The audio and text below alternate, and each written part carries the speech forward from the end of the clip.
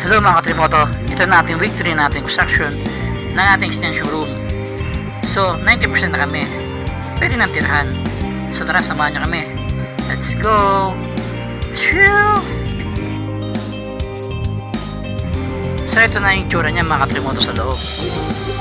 Buo ng dingding, ang bubong, at meron na tayong stair o hagdan na pinipinturahan ko na rin mga Katrimoto para hindi siya kalawangin.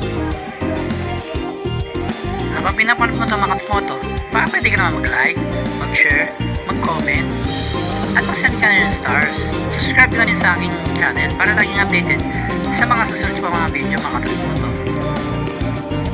Shoutout pala sa gumawa ng aming extension room, si paring Arthur Baron, si Francis, si Joshua, at si Jojo. Salamat mga Katrimoto sa paggawa ng aming extension room.